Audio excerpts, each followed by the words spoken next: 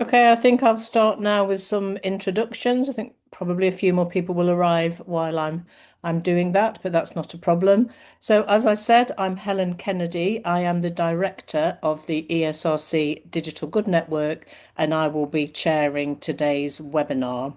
So, the Digital Good Network asks, what does a good digital society look like, and how do we get there?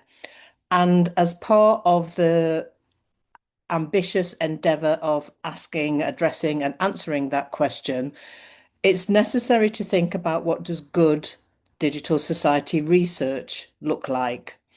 So that means thinking about our research practices and processes and reflecting on how to do them well. And that's what today's seminar focuses on. It's called Opening Up and Archiving Qualitative Data from Research with Marginalised Minoritised Groups, Ethical Challenges. So we're going to hear in a moment from Łukasz Szulc, who is on our College of Experts, and he's going to talk about whether the practices proposed under the umbrella of open science constitute good digital society research.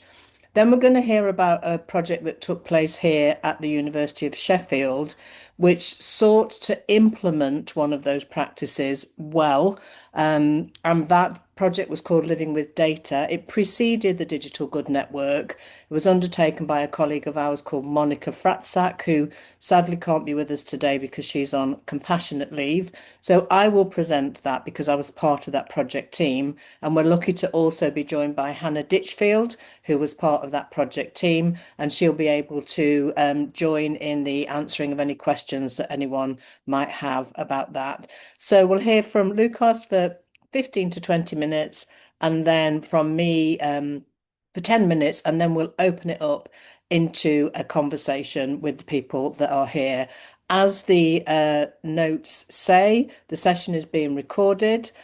You can access Zoom captions. You can't use AI note takers for GDPR and information security reasons.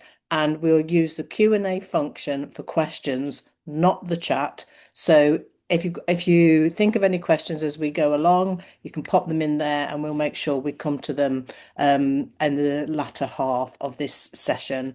So I'm very happy now to hand over to Łukasz, and who's going to talk to us about his views about whether open science constitutes good digital society research. Hi, everyone. Thank you very much for the Digital Good Network, to the Digital Good Network for inviting me. And thanks to everybody for coming and joining us today in this, what I think is very important discussion. So I'll be talking about my views and some challenges, mostly challenges, but also some opportunities of open science practices in relations to research with marginalized or minoritized groups.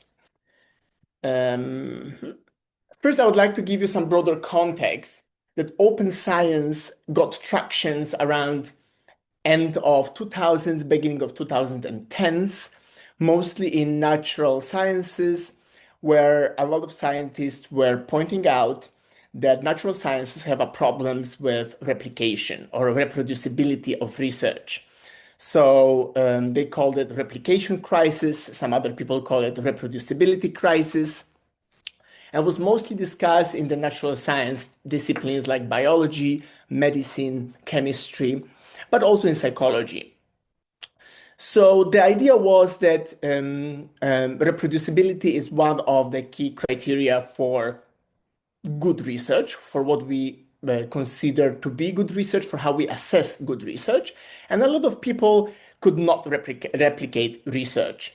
Why? Well, to some extent, that was linked to the questionable research practices, including peak hacking, that's in relations to how you can hack the statistical significance, harking, which means hypothesizing after research results are known, but also to some other problems, not only questionable research practices, but also like low statistical power, costs of replication studies, resources it takes, and so on.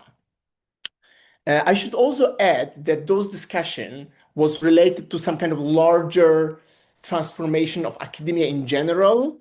Why would researchers do the p-hacking and hacking? Well, they explain that it's because of the pressures to publish or perish, pressures of intensified competition for positions and grants, and some other issues like intensified bureaucracy and so forth. Now, two important things are I would like to point out here. First of all, it is important to notice that those problems are clearly, primarily, the problems of natural sciences. So we could see that those are the problems for science or for research that shares some very specific epistemological and ontological assumptions, but also methodological choices. So those are, of course, positivism, realism, objectivism, and largely employing quantitative research. Now, the second point is that how this kind of discussion about the replication crisis found its way to social sciences and probably to a lesser extent to humanities is through psychology. And it's because psychology is probably one of those social scientific disciplines that embraces to the largest extent the natural sciences assumptions about epistemology, ontology, basically what is good research, what good research look like, what's the nature of the world, how do we know stuff, and so on. Now, through psychology, this discussion also found way to some other disciplines in social sciences, including in the discipline that I'll be mostly focusing on today, which is media and communication studies. This is the discipline that I most closely identify with, but I think a lot of those discussions could be relevant to some other kind of social science and humanities discussion.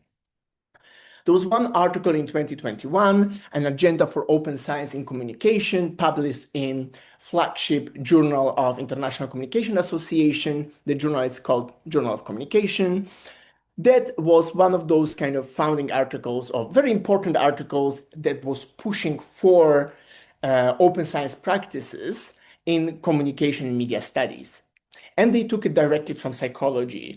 The idea was, well, psychology has this discussion about replication crisis, questionable research practices. Maybe we in communication media studies should think about it as well. So they propose a couple of open science practices that are common across different open science initiatives, and some of them include pre-registration. So you have a pre-register publicly your hypothesis, your methods, so you cannot change them later on just to fit whatever you want to, whatever your results show. It's about open materials, so publishing stimuli, code. It's about open data, and I think that has been the biggest discussion. So basically publishing openly your data sets. That could be survey questions, but also survey results, interview transcripts, focus group transcripts, and so on. It also includes discussions about open access, open review. So no blind reviews, but for example, we know who people are, who is reviewing, whose work you are reviewing, and who the reviewers are. Some other researchers suggested some other forms, something almost like a TripAdvisor, that you basically add comments publicly to already published articles or articles that are in the process of publication, but also open workflows, so publishing research notes, research progress. And basically what they also propose is to incentivize open science practices, here specifically in media and communication studies, and proposing them as the gold standard. And in doing that, they also are collaborating with some big initiatives, or major initiatives in open science practices, such as a Center for Open Science and Open Science Foundation. So those initiatives try to promote open science practices, but also provide guidelines, provide spaces where you could share your data, for example, and so on. So the same year, the same Journal of Communication, decided to publish a little bit more discussions about it. So there was a special issue of the Journal of Communication that was called Open Communication Research. And I collaborated with 16 other researchers who work with different marginalized groups from across the world to specifically think about the implications of embracing the open science practices for research in communication with marginalized communities. We called it Open Science Closed Doors, Countering Marginalization through an agenda for ethical research in communication, ethical inclusive research in communication. But in that special issue, you can also find some other articles. Some of them are promoting open science in communication studies. Some of them are problematizing it, like our article does. And they include, for example, an article about open science and qualitative research, specifically decolonizing open science or inclusive approaches from Latin America. So I encourage you to look through this special issue if you are interested in some of those topics or would like to learn more about open science in communication. So to summarize our points, as you could already probably guess from the title, we were not very much in favor of what we see as kind of imposing open science practices or on all media and communication studies. And we also thought that it's being imposed in a hurried way. And so I'll clarify a little bit that at the end, that we are not opposing all open science practices, but we think that the way it has been introduced, specifically in media and communication studies, was basically forceful and not very well thought through. I think that the people who are proposing also those open science practices, they very often were conducting the research in the similar paradigm as natural sciences and psychology, very often also using quantitative methods and often also subscribing to those kind of particular ontological and epistemological assumptions. Now, I have no problem with people in that kind of paradigm thinking about, hey, what are the criteria for how we assess good research? And one of those criteria is replication. So maybe we have a problem with that if we actually cannot do that. I have no problem with that. The thing is that this kind of approach is being taken and being imposed on all different media and communication studies that includes a different ontologies, epistemologies, and different kind of practices, research practices. I'm thinking about cultural studies, I'm thinking about qualitative research, and so on. And our main point was that when we were looking through those propositions for open science practices, there was a clear lack of consideration for participants. There was a lot of talk about the benefits of open data, of transparent data, of efficient research that will be enabled through opening science, through all those different open science practices that I already mentioned in the very beginning. But almost nothing about people, participants, but also about ethical and inclusive approaches to research. So we tried to shift a little bit that from data-centric approach to people-centric approach. And when we think about transparency and openness, we try to shift it from openness of data as a priority to openness to people, to participants, as a kind of key principle here. So what kind of dangers we found here, and we kind of list in that article, specifically in relations to research with marginalized communities? The one danger, most important one, is the dangers of de-identification. So of course, even when we share the data, the full data sets, making them open, I assume most of the times we would anonymize them or de-identify them. But we thought that there are some dangers specific to marginalized communities for re-identification of those research. And also particular, there's more at stake when you have research with marginalized communities. So when we think about de-identification in relation to marginalized groups, we have to remember that marginalized groups are most of the times statistical minority. So just because of that, it's easier to re-identify them. But very often they also have intersectional identities, which is also making them easier to identify. I give you a quick example with my previous research project, which was with Polish LGBTQ people in the UK. And some of the participants were, one of my participants was a lesbian that was living in a small town in England. So if I mention that in my data set, or even in my publications, a lesbian woman in her 30s, Polish lesbian woman living in a small UK town, I don't want to give the name of the town now, but if I actually name the town, that could be that this is the only person like that in that town. So even if I remove the traditional things, identifiers like the name, even maybe if I obscure the age a little bit, say in her 30s rather than 35 years old, there is still a good chance of re-identifying her. There's also a danger of re-identifying people across publications and across projects. If somebody else conducts a project with Polish LGBTQs in the UK, and they give something information about a lesbian woman in a small town in Poland, in a small town in the UK, so taking information from my paper and from somebody else's paper, you would potentially be able to identify that. And of course, this risk is higher if you also make open the entire data set with a lot of contextual information. For example, transcript of the interviews, in-depth interviews with this kind of people, with marginalized groups, I mean.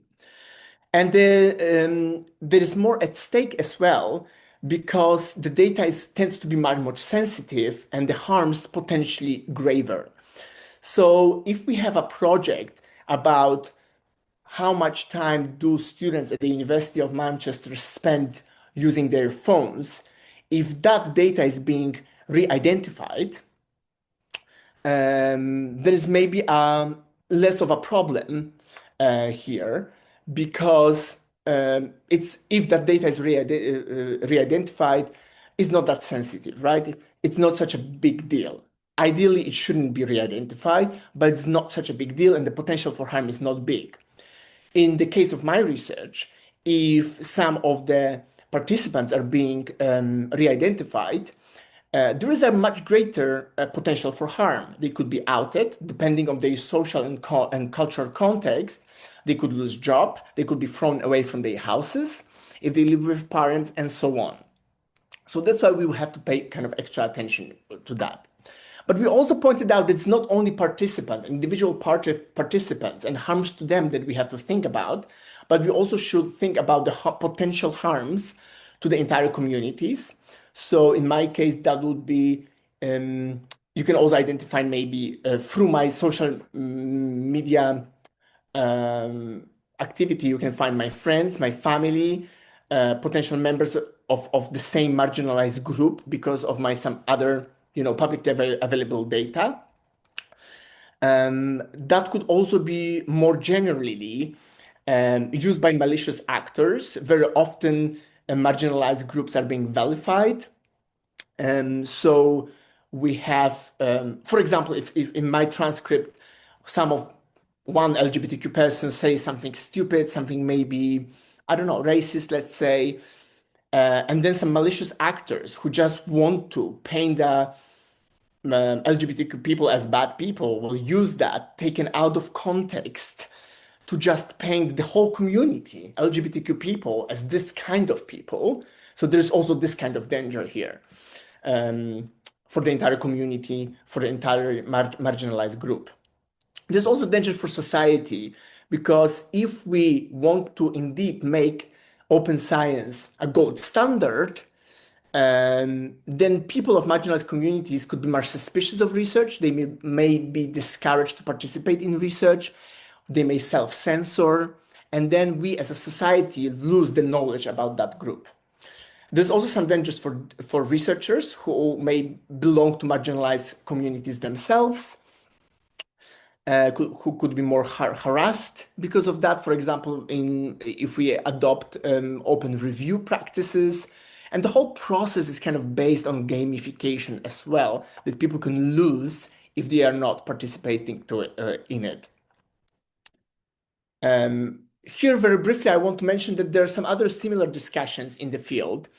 There is a very common principle, so-called FAIR principles, that if you want to make the data open, you should make them findable, accessible, interoperable, and reusable. But here again, we can see the focus is on data themselves. And some other practices like CARE principles for indigenous data governance, they again shift focus to people-centric rather than data-centric approaches when they emphasize collective benefits, authority to control, responsibility, and ethics. I'm not going into detail that I just wanted to indicate some resources for you if you are interested in that. So now, to kind of summarize everything, we are not fully rejecting open science practices, but we want to reflect on the fact that the ontological and epistemological assumptions of the natural sciences are being imposed on all humanities and social sciences in a hurried adoption of open science practices. And what we need is to recognize the multiplicity of ontologies and epistemologies, especially in social sciences and humanities. As mentioned, one of the article on small data theorizing by Vicky Mayer. And then maybe on the side, I also have a little bit of an issue with how it is being implemented, because there's a clear kind of capitalist mindset here. It's all about competition, carrots and sticks, winners and losers, surveillance instead of trust, and so on. And because of that, some people were talking about kind of broken science as a kind of broad discourse of open science, that only privileged people have access to it, and they very much impose it on other people, taking their own assumptions about the world, about the research, and saying this is the good way, this is the only way, everybody should do that way. So at the end of our article, we want to shift it from data to people, and we want to propose some kind of other agenda. If we want to put some effort and time in rethinking how we do research in media and communication and social sciences more broadly, let's maybe put our effort somewhere else. And we propose agenda for ethical inclusive research that includes cultivating ethical inclusive practices early and often, practicing reflexivity, respecting and empowering people, promoting ethical transparency, handling data responsibly, and sharing resources and knowledge. We don't think that the openness per se should be the priority, but the use of data for good should be the priority. And how we do that ethically and inclusively. That being said, you can see that on that list, there is handle data responsibly. And I could personally see a lot of those practices, open science practices, being used to the benefit of marginalized communities. For example, sharing data can help build better knowledge, reduce repeated research demands on marginalized communities, and help address global academic power imbalances. If some countries, people have less resources to collect data, if we make our data more kind of available, they can maybe make a stronger argument by combining the data sets with our data sets.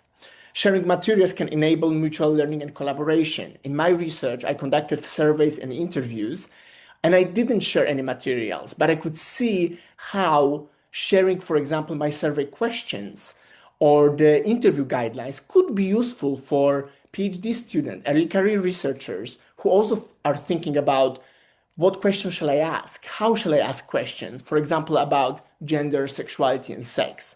So I see some of the positives here, even though I focus mostly on challenges. And I think now Helen will move on the discussions to show potentially how we can actually embrace some of those practices in an ethical and inclusive way. I'm looking forward to the discussion after that. Thank you so much, Łukasz. Loads of food for thought there, and I appreciate your optimism that I'm going to show how to do it well. I'm going to talk about an effort to do it well. And let's see, I'm really interested to know what you think and what other people think. So let's get. How's this? Can you see? Is that okay, everyone? It's not presenter view. No, okay, good.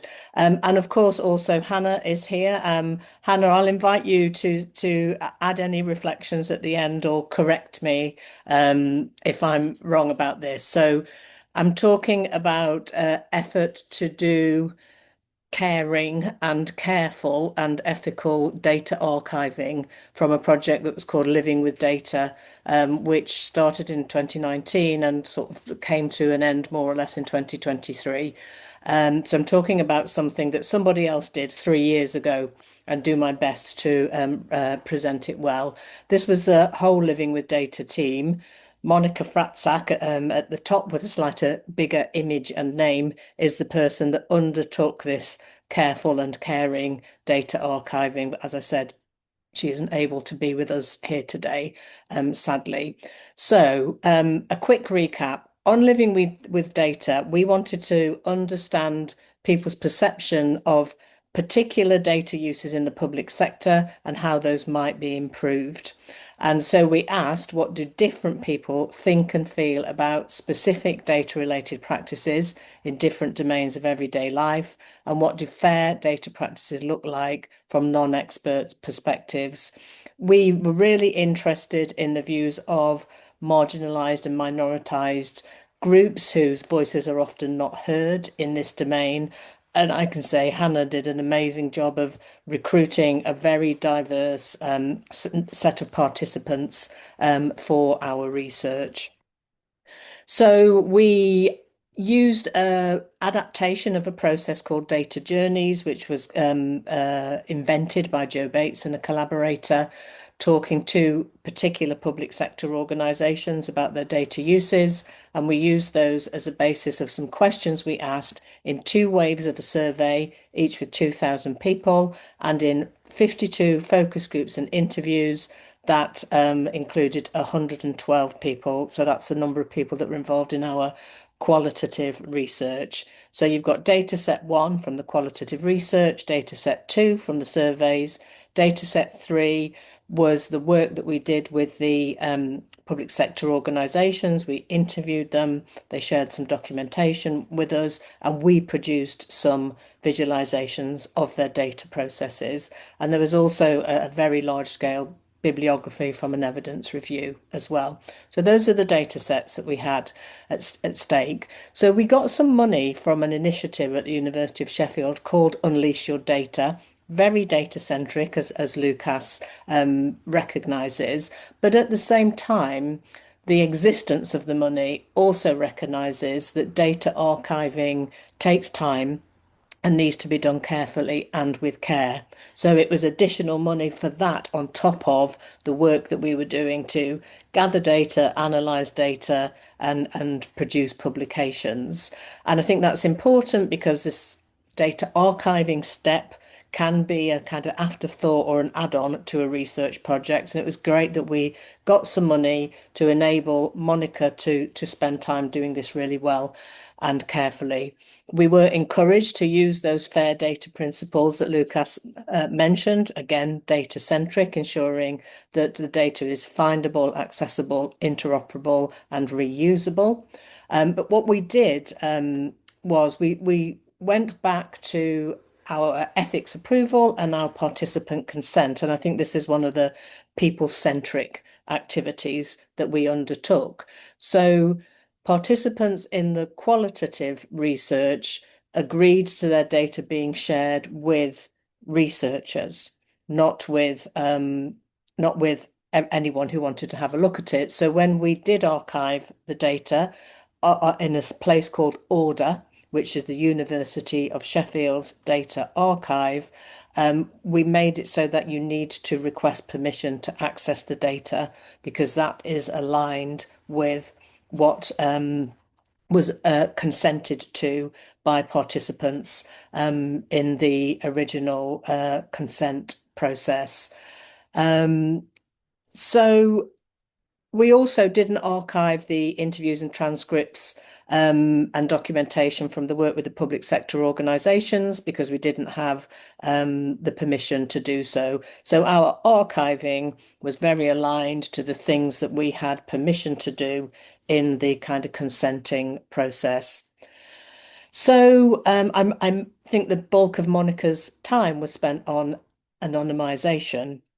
So Hannah, who did all of the qualitative research, will have already gone through a round of anonymisation, but Monica then did it again, thinking carefully about various different things that could make people identifiable. I'll say a bit more about that. So we ended up with restricted access to transcripts of 48 of our focus groups and interviews, the ones we had permission for. We shared most of the survey data, the answer to quantitative questions, but we didn't share, we had an open text field, and we didn't share that because it would have been very time consuming to anonymize, and it was there was a potential for identifiability there. And because we'd made the visualizations of the data uses in public sector organizations, we shared those. So some things to think that we thought about and we decided. We decided to share aggregated data in relation to direct or strong indirect identifiers of people. So rather than it on an individualized level, we did it at an aggregated level. So that related to education, gender assigned at birth, number of adults or children under 5 in a family, and the age range of the individual. As I said, we didn't publish the data from free text field questions. And we sometimes anonymize data about some other things. So we took a kind of case by case approach to this. So racial and ethnic origin, religion, health, and sexual orientation. So when it come to anonymizing the transcripts of the qualitative research, we removed direct and strong indirect identifiers, names, locations, as Łukasz was saying, could make people identifiable, especially when put together with other information about people, the names of other people that might have been mentioned, the names of workplaces. But we were really interested in inequality, questions of inequality, and we were interested in analysing whether membership of certain demographic groups had implications for what people thought and perceived and felt about data. So some of these categories were relevant to our analysis. And if we wanted other people to also care about difference, which, a lot of research in this field hadn't done to date, we thought it was important to share those indirect identifiers. So we did retain indirect identifiers relating to age, ethnicity, gender, education, and occupation in the sharing of these anonymized transcripts, because it's important to think about these things in relation to public perceptions, we felt. And then we had this kind of second round of anonymization, like asking ourselves, has anonymization done enough? If we're talking about a broad sector, like the government or council or NHS, or you describe a job, does that make you identifiable? Is there any other sensitive information concerning health, sexual life or orientation, criminal record, domestic violence, and even nationality that might make people identifiable? And we removed data where we thought that might be an issue. So asking ourselves as we did this, what combinations of information could be used to identify an individual? Do the data contain exceptional or unique information? Is the information in the data sensitive and kind of contrasting usability and anonymity. So this is a very manual process. It involves going through those 52 focus group and interview transcripts carefully and manually, asking these questions and weighing up the fact that the more data or information is removed, the less usable the data might become, but the more you're doing data archiving in this kind of caring and careful way that we wanted to. And there's a quote there from Fox kind of weighing up those kind of dilemmas. So one of the things that we wanted to do to make the data findable, having gone to the effort of careful and caring data archiving, was to kind of, point to them somewhat. So you can go on our website, livingwithdata.org, and you can find web pages about the different public sector data uses that we looked at, and you can find the visualizations we made, you can find animations of the visualizations, you can find some quotes highlighted, and you can link to the archive itself. So we put some effort into making our data findable. If we're going to decide that it is in the service of the good to archive this data, then let's do what we can to make it findable. So working with web designer Priska Schmarzo, an animator, Lulu Pinney, a visualizer, a whole team of people working to make what we did findable. So that's the end of what I wanted to say in summary of a description of what we did. I wonder, Hannah, you don't have to, but is there anything you would like to add, your reflections on that aspect of our work? Thank you, Helen. No, I don't think I've got anything major. It was just nice to listen back and remember what we did because, like you said, it was a good few years ago. The only thought that came to mind was that anonymizing the transcripts has almost had 3 layers because we used a transcriber and they were requested to change names at that stage. And then us as coders and analyzers then anonymized again. And then Monica went back again. So I don't know. Yeah, it's a lot of work. Yeah, yeah, I forgot about that first level, so good to remind me of that. And hopefully, Hannah, you'll be able to join in the Q&A that follows.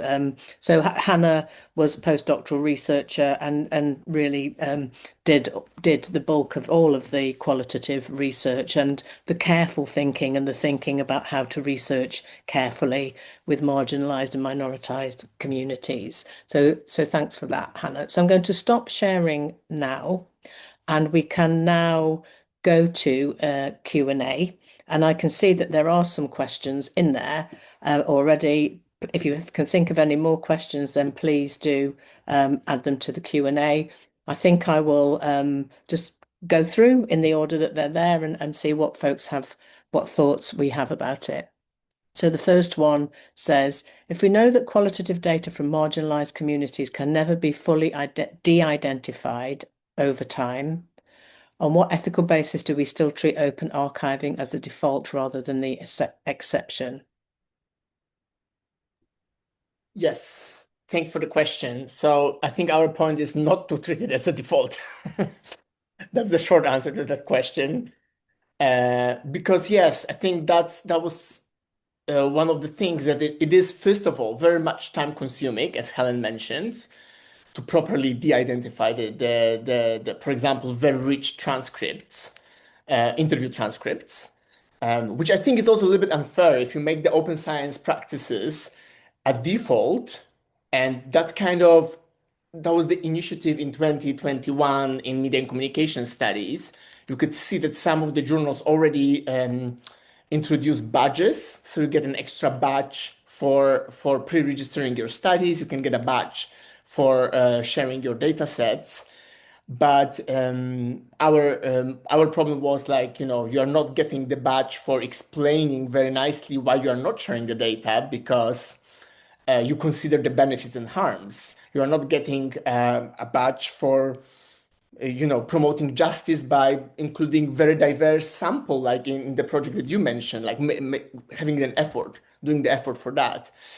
So that was kind of our kind of problem here. And I think with my research, the project that I told you about, I had about 2 hour interviews with Polish LGBTQs in the UK.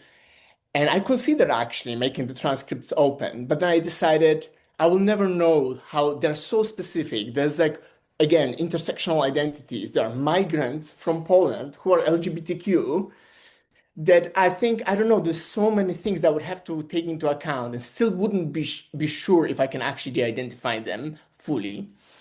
Um, and this, I think it is a sensitive data and it could become even more sensitive in the future when the government changes.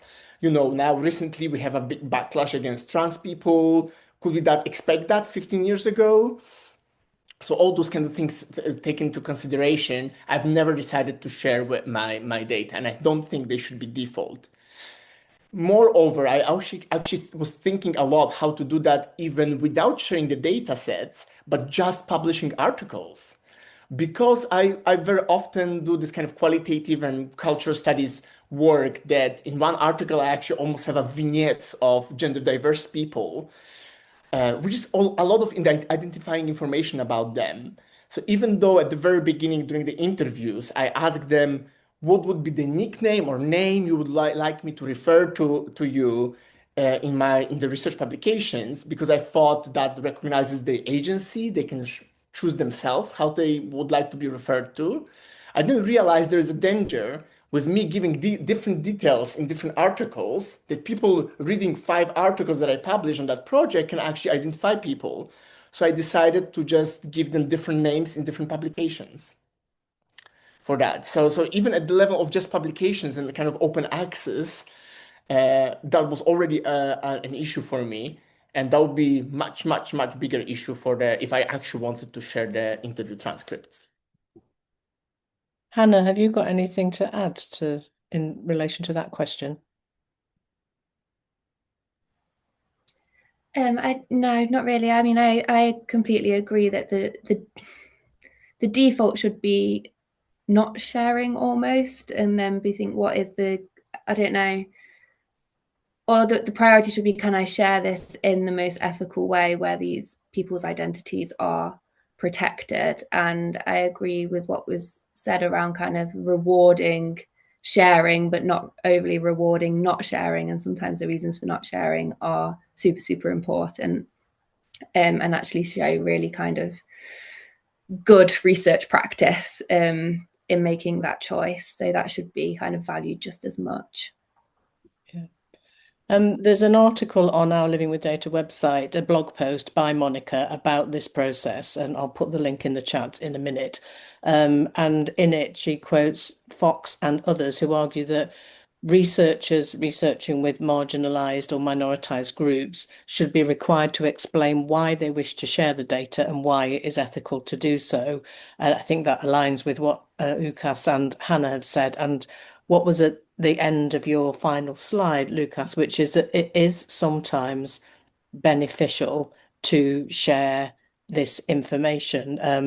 And in our field, sort of looking at kind of what is known about public opinion about data uses, that there is difference across demographic groups, and there's a real danger that the fact that racially minoritized groups distrust the police with their data a lot more than white groups, or LGBTQ plus groups distrust health professionals, whereas older groups trust health professionals more than average. Those things really matter. It's really important that that is known. So we did this weighing up, this kind of ethical weighing up of, is it in the public interest? Is it beneficial to share this data? Which brings us really nicely onto the second question, which is, practically speaking, who gets to decide what use of data for good or good uses of data means? Is it researchers, institutions, funders, or the communities whose lives are in the data? And I'll just respond initially to that, because that's really the question of the digital good network, right? What does a good digital society look like? And how do we get there means asking who gets to answer that question in different contexts. And we are very much focused on ensuring that minoritized and marginalized voices have a say in those definitions of what is good, because you again get very interesting, different, varied perspectives when you ensure that that happens. So that's difficult. It's challenging, right? To answer a question in a way that takes into account a diverse range of views, but it also has to be done.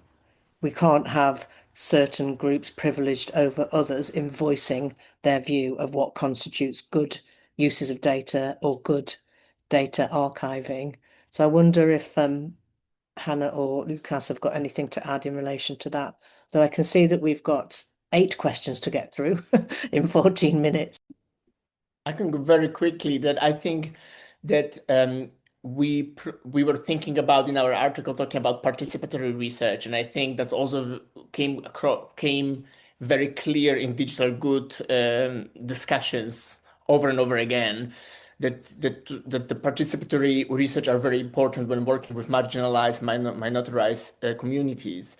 And here, of course, there will be the discussions of the researchers with the communities about why do we want their data, what we are going to do with them, who will benefit, how that will be beneficial for them. So I think those decisions should be researchers with communities rather than founders association telling us that all of us should now share data. And our article was indeed an intervention, which we think in the early discussions about adopting those open science principles quickly in media and communication studies to kind of block this blunt adoption for everybody. I'll move on to the next question, if that's okay. So Jia Hong Chen says one possible compromise and increasingly common practice is to make the metadata of the dataset available in a data repository with the actual access to the dataset subject to approval by the research team. But I'm conscious this would create some barriers to researchers, especially citizen scientists, and give the research team greater power in knowledge production, who might also abuse the system by hiding behind the wall. I wondered if the panelists have any reflections on these considerations. I would say that yes, like we also discussed that in the paper somewhat, that we say that yes, think about different options. Maybe share the data, but think about who they should be shared with. Only with academics, only with people we choose to. They have to email us, we have to check who they are, and maybe only with them we will share the data, but also sometimes not sharing them at all. So make those kind of decisions. It's not only just share everything all the time, but maybe sometimes share, sometimes don't share at all, sometimes share to an extent behind this kind of walls. I think the kind of overarching question is kind of why would you share the data? I think not just assuming, because it's coming, as I explained, from this kind of natural sciences psychology, when for them, why? Because we need a good research. But for us, for me, hypothesizing after having the results is a common practice in qualitative cultural studies research. It's not a kind of mistake in doing the research.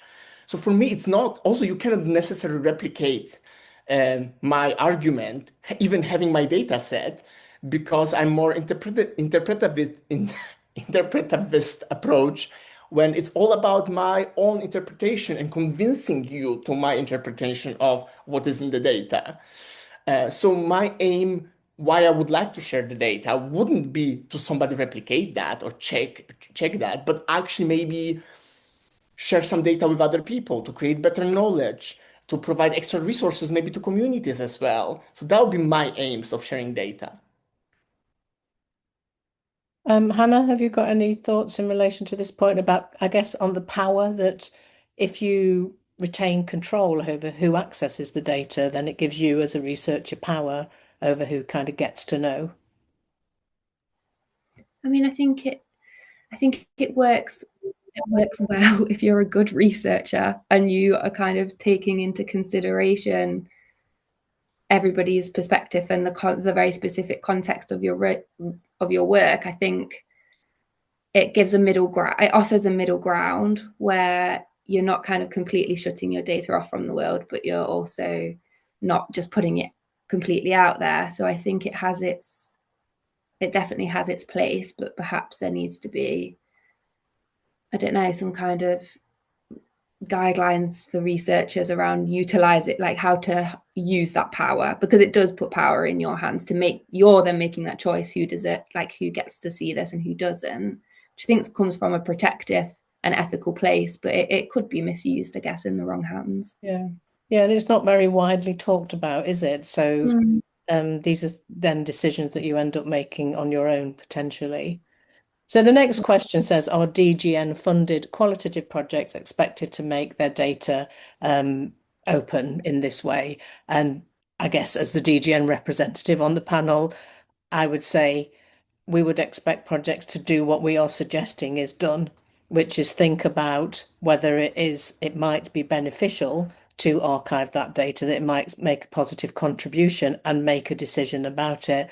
Łukasz decided not to share the data from his research about a very specialized and statistically minority community for ethical and caring reasons.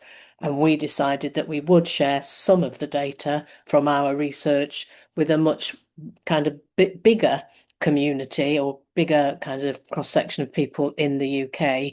We weighed it up and we decided that it would be the right thing to do. Łukasz weighed it up and decided that it wasn't the right thing to do in his case, and we would expect DGN funded projects to do that too, but not have a knee-jerk, I can't share this because it's about a marginalised or minoritized group. There's clearly a bunch of things to take into account. Łukasz did a really good, presentation and kind of summary of those things, and we would want people to think carefully about that. So I'm just going to jump on to the next question now. So it costs too much money without costing anonymisation archiving into projects. How should funders be thinking about this issue? Adding extra money for OA data costs? Do any do this? Well, I would say from my knowledge that some funders are really good at asking you to say in detail and carefully about what you're going to do. So the Nuffield Foundation, I think, they expect you to have a plan. And then if you've planned that in, that should be kind of costed. So if you've got a postdoc who's with you for 3 years, and some of their time should be dedicated to this activity, which, as we said, takes time to do carefully. European Research Council, I found that them quite good in asking what you're going to do with your data and asking you to be thoughtful about it. So, of course, to my knowledge, no funder is saying, here's some extra money for this. But some of them are explicitly inviting us to cost it in ourselves when we put proposals together. So I don't know if Hannah or Łukasz have got anything to add to that. Very briefly, I just think that they shouldn't be mandated, of course, bluntly. I think they could potentially encourage that. And then we should recognize that some research takes much more time and effort to do that. And that was my fault when I started talking about badges and I lost my train of thought, that if you give this badges, or if you require it always in all grant applications, then somebody who have a survey on some general topic can do it very quickly, can do it probably 1 week. And some others, like with my research, I would spend months and months on that, probably trying to properly de-identify it and share it. So you have to be recognized that when you want to encourage that. Yeah, I think with ESRC, I think they ask you kind of what your plan is. There's like a section to kind of give detail of what you plan to do, but I don't think it's framed as you have to do this and how are you going to do it. It's kind of just discuss. But yeah, definitely no extra money for doing that. It would be part of the budget that the splitting across multiple things. Yeah, because it's part of the research process, right? So yeah, and I think it's hard when there's limited budget and to give your postdoc that time. I don't know. It depends on the grant, I guess, but yeah, there's often not much money to play with. So no, definitely. Let's take the next question. So a number of years ago, there was a big trend to create internet archives for all sorts of things, e.g. the UK Web Archive. A lot of money and effort went into these projects, but these archives didn't get a lot of use. This makes me wonder, to put it bluntly, whether the effort is worth it. And I think, yeah, we're talking about the effort of archiving our data. This doesn't mean we shouldn't do it, but is there a cost benefit element to think about?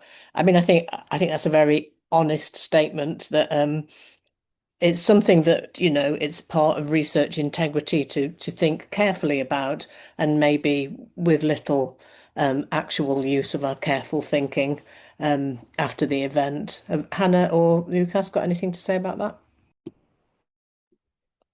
I recognize those questions also from kind of ethical position that yeah, it could be an easy check exercise. Yes, I made my data open. They're somewhere there, and my particular university repository that maybe nobody never checked and nobody cares about it and nobody uses it. And I think that there is some discussions about using kind of data about gender, sexuality, and sex in relations to kind of queer communities. What is the use of the data? Do you just take this data from people and do nothing with it, or what actually you do with it? And I know that those kind of initiatives are quite early on, so maybe it's also difficult to predict who will use it to what end, maybe in 10 years. But I think it would be useful to kind of maybe have at one point a checkpoint, like, has anybody used our data for what? And like this kind of analysis. Good point. I'm going to zoom through the next three. I think I'm going to give this next one to you, Hannah, in the hope that you can answer it in a minute. If you're looking at scrape data, can you archive it online? If it's from TikTok, it's not mine to share. Do you know? Yeah, so on a more recent project that I've worked with, we analysed TikToks as part of a work package, and I think we archived the post URLs. So we kind of created a document with the URLs of the posts that we analysed on a smaller scale and kind of referenced within a journal article. They were publicly available posts, and that was how we did that. Yeah, so there's a lot of debate about how to handle social media data from various perspectives of anonymization and archiving and so on. I think if you kind of surf around, you might be able to find some good discussion of that online. I will kind of very briefly, I will share an article in the chat, very recent article that it's that did that, but I think they only shared metadata. So kind of general stuff about the post, but not the post. So you actually cannot identify who was posting what and not the text of the post. So I will share it in a second. Brilliant. Thank you very much. So 2 minutes, two questions. Given that your aim is to understand fair data practices from non-experts' perspectives, how were participants' own ideas of fairness reflected in the final decisions about anonymisation, restricted access, and what ultimately got archived? So I would say that they were held in mind as we made those decisions, Hannah. I mean, we did learn from participants, and some of the things that Łukasz was saying about dangers over time, and if political power shifts were things that actually our participants said, weren't they, in our research? So they were held in mind as part of that decision-making process. Would you say, Hannah? Yes, absolutely. And I think this is one thing that felt, I don't know, quite heavy with this research project. It was always on your mind, kind of the irony almost of you talking to people about how they felt about their data being used and then making decisions about how their data should be used at the same time. Always felt like a big responsibility to get that right. But yes, Yeah. I do remember thinking about it a lot. And unfortunately, it wasn't a sort of participatory co-design project, so we didn't have the resources to kind of go back to people that we'd involved in the research.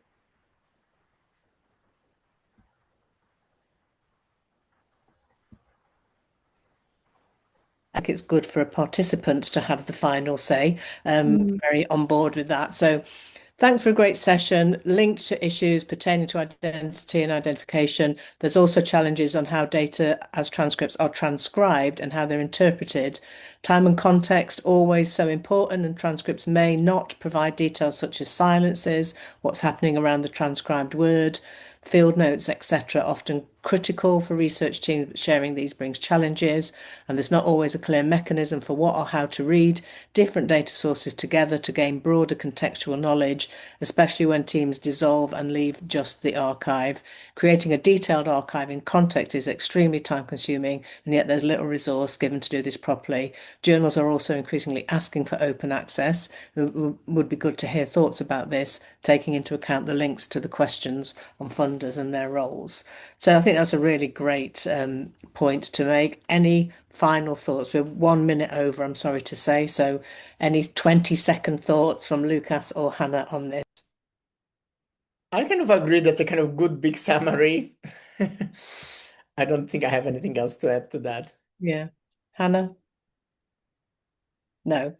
Okay, well, we've managed to zoom through the questions and go only 1 minute over. Thank you very much for coming, everybody. Really great questions for us to think about. Huge thanks to Hannah for coming in and joining the Q&A to talk about something that is some years in the past, and massive thanks to Łukasz especially for his presentation and contribution to the conversation. So thank you, everybody, and we'll see you at the next webinar.